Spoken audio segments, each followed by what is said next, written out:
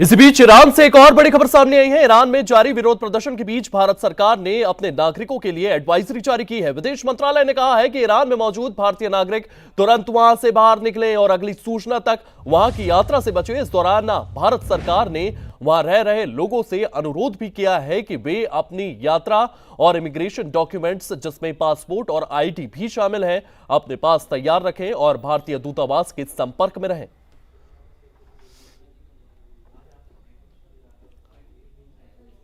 Iran में मचे हुए कोहराम के बाद ईरान में रह रहे भारतीयों के लिए भारतीय दूतावास की तरफ से एक सलाह निकली है कि किसी भी साधन से तत्काल प्रभाव के साथ ईरान को छोड़ दें। इस वक्त मेरी मौजूदगी ईरान एम्बेसी के बिल्कुल सामने है। हालांकि अभी यहाँ पर किसी भी तरीके की रिस्ट्रिक्शंस नहीं लगाई गई हैं, किसी भी तरीके की कोई रोक टोक भारत की तरफ से यहाँ नहीं लगाई गई है। लेकिन जिस तरीके का कोहराम फिलहाल ईरान में मचा हुआ है,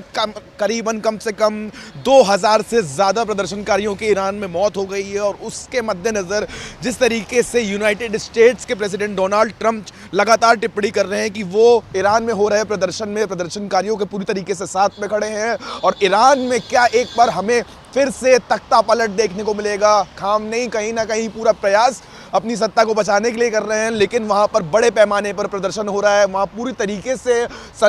ईरानी सरकार ने प्रदर्शनकारियों के लिए इलेक्ट्रिसिटी का कट ऑफ कर दिया है, इंटरनेट बंद कर दिया है। लेकिन उसी वक्त एलोन मस्क ने स्टारलिंक जो उनकी कंपनी है वहाँ पे फ्री इंटरनेट सेवा देने का वादा किया है। वहाँ पर ईरानी लोगों को फ्री में इंटरनेट दिया जा रहा है, जिसकी वजह से कहीं ना कहीं जो खामनेई सरकार चाह रही है कि जो र्यूमर्स हैं, जो भड़काऊ भाषण हैं, जो कहीं ना कहीं प्रदर्शनकारी को इकट्ठा करने के लिए जो वीडियोस बनाए जा रहे हैं वो लोगों तक ना पहुँचे। अब वो स्टारलिंक की मदद से नेट मिल रहा है लोगों को और वो नेट मिलने की वजह से ये तमाम वीडियो मैसेजेस सरफेस हो रहे हैं, लोगों तक पहुंच रहे हैं और लोग उसका फ़ायदा उठा रहे हैं। बड़े पैमाने पर ईरान में प्रदर्शन चल रहा है और कहीं ना कहीं ये डर सबको सता रहा है कि क्या यूएस, जो कि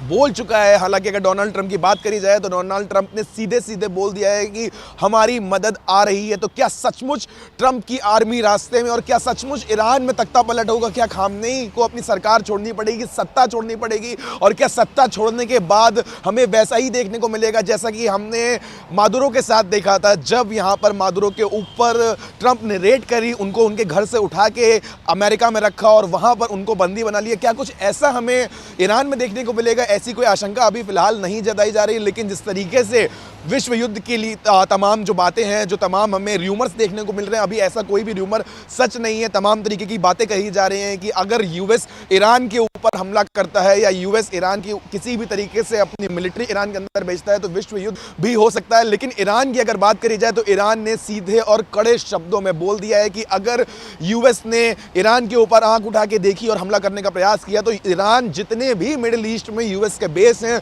जितने भी सैन्य ठिकाने यूएस ने मिडिल ईस्ट में बना रखे हैं, ईरान उनको टारगेट करेगा। इससे पहले अगर बात करी जाए ईरान और इजराइल की जंग की, तो ईरान और इजराइल की जब जंग हुई थी तब यूएस ने हस्तक्षेप किया था ईरान के न्यूक्लियर प्लांट को टारगेट करते हुए। अगर हम अमेरिका के न्यूज़पेपर न्यूयॉर्क टाइम्स की बात करें तो न्यूयॉर्क टाइम्स ने कहीं ना कहीं पूरा प्लान ट्रंप का लीक कर दिया। उस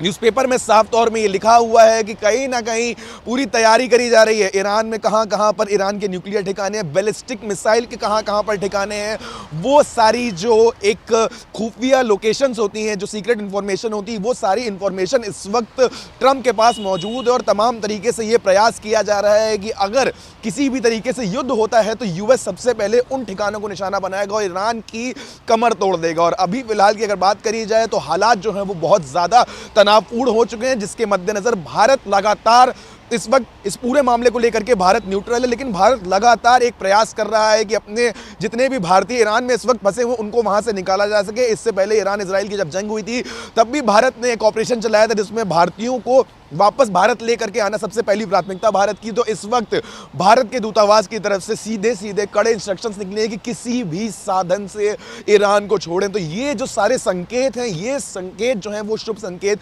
नहीं माने जा रहे हैं और किसी भी वक्त कुछ भी इस वक्त ईरान में हो सकता है, जिसके मद्देनजर भारतीय दूतावास अपने भारतीयों को वापस भारत बुलाने के लिए लगातार दरख्वास्त कर रहा है, लोगों से रिक्वेस्ट कर रहा है और लोगों से बोला जा रहा है कि वो ईरान को छोड़ें। आगे के अपडेट के लिए आप बने रहिए मेरे साथ। मैं देवांश पांडे, कैमरामैन रविंद्र के साथ, सूर्य समाचार दिल्ली।